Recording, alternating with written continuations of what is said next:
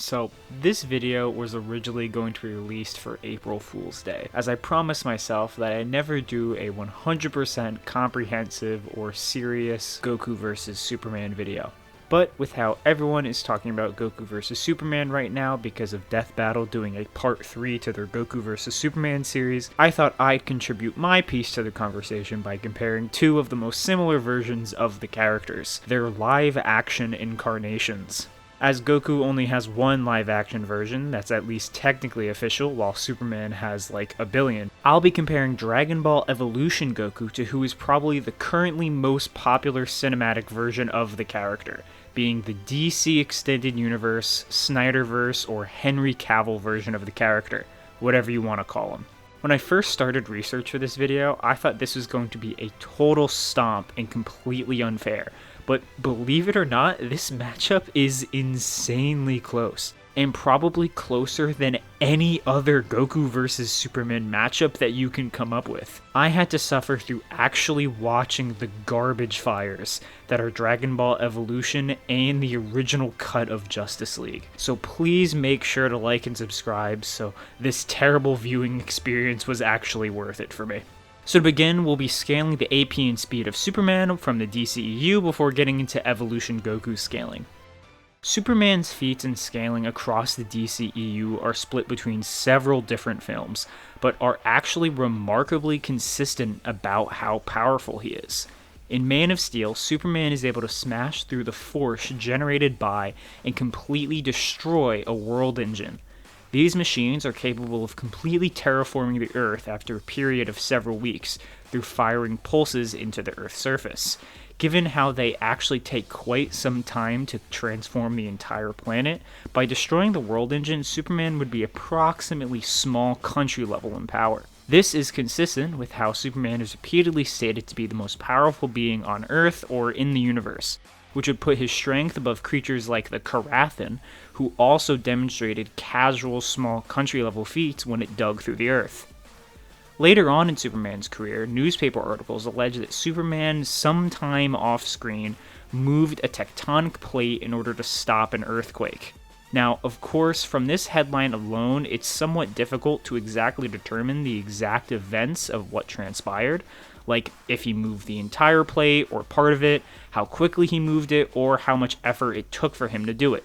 Still, on average, the kinetic energy to cause a shift on the scale of a tectonic plate would again be within country levels of power, if just barely. As a side note, this version of Superman is actually one of the weakest ones, as pretty much every other version of him has some feat of moving a massive planetary-like body that are far larger than just a tectonic plate, which is honestly just kind of embarrassing for Snyderverse Superman that he has never stepped up and did anything even close to planetary. As for speed, the DCEU universe functions under the model that going light speed or beyond is just essentially impossible, and if you do, you actually travel through time. Given how this is possible for the Flash and pretty much only the Flash, Superman kinda hard caps below the speed of light. Luckily for him though, Superman demonstrates sub-relativistic feats by flying from his Fortress of Solitude all the way to Africa in only a couple seconds. While flight speed doesn't always scale to combat speed in fiction, in this instance, guides directly state that Superman's reflexes are exactly as fast as his flight speed, meaning that he is fighting at sub-relativistic speeds as well. This is again consistent with how other members of the Justice League could at least partially react to Superman's heat vision, which is directly stated to be a beam of red light.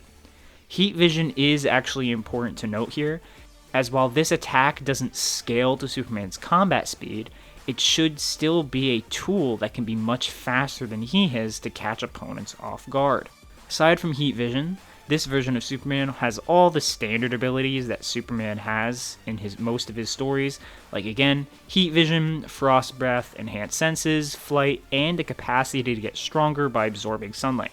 So, does Goku actually compare to this relativistic speed, country-level Kryptonian powerhouse? Let's find out. So, for most of Dragon Ball Evolution, Goku just completely sucks and is super weak. His best feats involve opening a bunch of lockers with a fart blast, and just beating up some high schoolers casually. However, by the end of the events of this film, Goku, when firing a Kamehameha and transforming into whatever werewolf Uzaru interpretation this is able to match or even exceed the power of Piccolo. We actually see in this film, if you can even call it a film, that Piccolo is capable of causing a massive explosion on this scale with his power alone. This feat actually is both the best attack potency and speed feat in the entire movie, and ends up being way stronger and faster than I had expected. Based on the size of the explosion in comparison with the curvature of the Earth that we can see, Piccolo here is demonstrating country-busting levels of power with ease. This same explosion also creates a shockwave that spreads out further than the explosion itself. Based on the distance it travels in 1 second in the scene, this attack was expanding outwards at several percent of the speed of light. Given how Goku could fire a beam struggle with an even stronger version of this attack, his speed should be just as fast, if not faster than this. So, when stacking the numbers against each other, like I had said at the beginning, Goku and Superman are extremely close in power in their live-action incarnations. Both of them are relatively a percentage of the speed of light and around country levels in power. However, Goku does actually have an edge in power by scaling above an attack that is solidly country level, while Superman's best feat just barely reaches country level.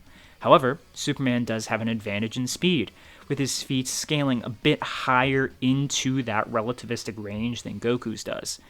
And his heat vision is just faster than both of them, so who wins this? Speed or power? Unfortunately, while the stats are close, Goku is probably not winning this. Having a speed advantage is always better than having a power advantage in these kinds of fights, as being able to hit harder doesn't really matter if you can't land a hit at all. Plus, Superman just has way more capabilities in his toolkit.